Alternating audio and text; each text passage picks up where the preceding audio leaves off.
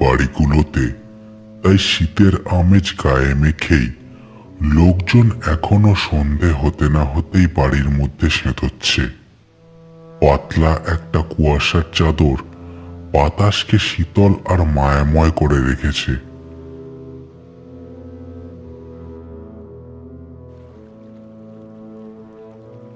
শাপলা নদীর চড়ে নৌকো বেঁধে তার উপর মাটির উনুনে রান্না বসিয়েছে এক বুড়ো জেলে। বুড়োর চেহারাখানা অদ্ভুত। চুল দাড়ি ধপধপে সাদা হয়ে গেলেও গায়ের মাংসপেশিতে যেন সদ্য জোয়ান হওয়া পুরুষের ছাপ।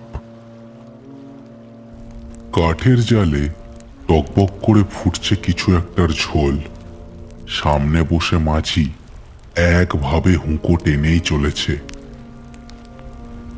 হুঁকো টানতে টানতেই আর চোখে সে দেখে নিল দক্ষিণ দিকের ঝোপখানার ওপর লম্বা তালগাছটার নিচের ঝোপে আজও কোনো কিছুর নড়াচড়া হয়েই চলেছে একভাবে। নিশ্চয়ই আজও ওরা এসে বসেছে ঝোপের মধ্যে। আর লুকিয়ে কাজ নেই বাপেরা, উঠে এসো দেখিয়ে দিক পানে। ঝোপের মধ্যে বসেছিল রিপন আর গুলটে। তারা এই গ্রামেরই ছেলে। জোয়ান বয়স, ফুটন্ত রক্তের জন্য তাদের ভয় ডর একেবারেই নেই। ইসি বাবা, ধরা পড়ে গেলাম রে।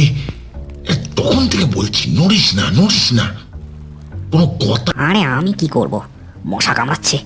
যাকে বেরোস না, দেখি না কি করে। তরুণ মাঝি এক দৃষ্টে ঝোপের দিকে তাকিয়ে বসেছিল। এই ঘাটে নৌকা ভেড়ানোর ঠিক দুদিন পর থেকেই এই চ্যাংড়া দুটো ছেলে তার ওপর নজর রাখছে। তা সে খুব ভালো করেই বুঝতে পেরেছিল। কি হলো, কথা কানে গেল না?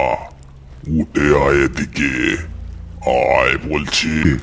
দুজন বেরিয়ে এলো।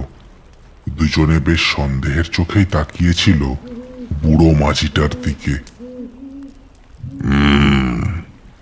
কারা হে তোমরা?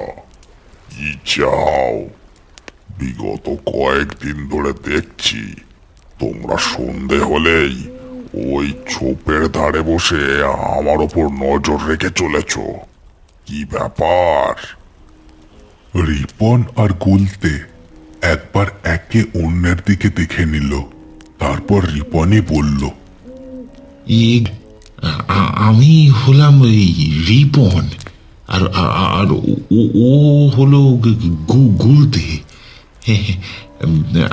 আমরা আপনার কথা অনেক শুনেছি ওই বাপ ঠাকুরদার মুখে। আপনি তো তরুণ মাঝি, তাই না? আমি তরুণ মাঝি। তা কি শুনেছ তোমাদের বাপ